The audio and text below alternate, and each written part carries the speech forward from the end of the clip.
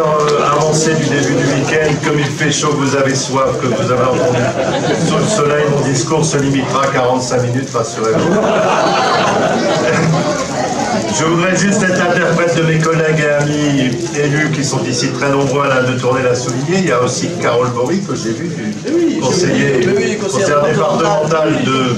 Dans notre circonscription, nous avons désormais 3 binômes de conseillers départementaux. Jacques Houssin et Brigitte Astruc ici,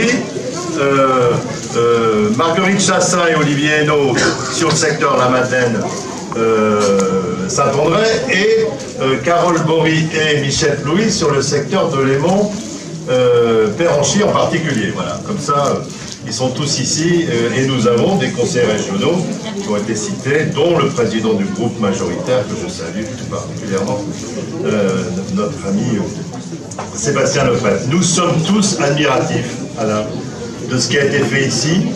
J'en profite pour dire qu'on a toujours tendance à penser, vous savez, que Comines se métamorphose au jour le jour. Vous le voyez, cette métamorphose se réalisait sous vos yeux. On a toujours tendance à penser que ça se fait à l'extérieur des frontières. Bien sûr qu'il y a des choses qui se sont faites à Sainte-Marguerite, bien sûr qu'on est sur le domaine des sols qui nous occupe quelques soirées, votre mère et moi, à la communauté urbaine. Bien sûr qu'il y a la question de la zone Schuman et de l'arrivée de Kaby sur ce territoire, mais 60% des nouvelles constructions, que ce soit du logement, du développement économique ou des équipements publics, dans une ville se font dans ce qu'on appelle le renouvellement urbain, c'est-à-dire la reconquête du tissu urbain sur lui-même, et c'est ce qui est le plus compliqué. Et ici à Comines, avec l'histoire industrielle de Comines, son histoire textile, c'est encore plus compliqué. On travaille avec Alain et ses équipes actuellement sur le secteur de la gare, c'est tout sauf simple. Et il y a beaucoup de choses à faire, et tous ceux qui sont aussi dans des villes qui ont connu ce passé textile peuvent en témoigner. Ici, franchement, nous sommes admiratifs parce que ça aurait pu être une friche commerciale. On voit bien la difficulté de certains magasins, en particulier de bricolage, à survivre par rapport aux grandes enseignes qui s'installent en périphérie. Mais votre maire a eu l'idée de reconvertir ça en équipement public, dont, franchement, beaucoup d'associations culturelles en particulier avaient besoin, et on connaît tous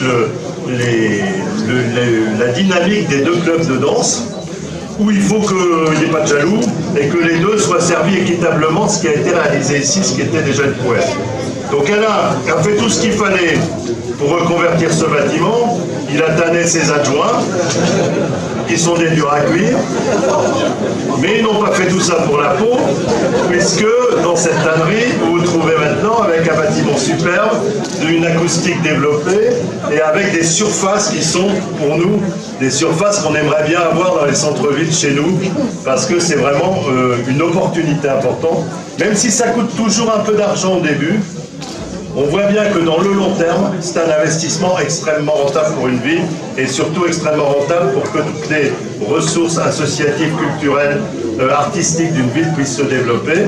Et tout ça, ça se fait sans augmentation de vos impôts, dans un contexte où nous subissons un étranglement des financements de l'État.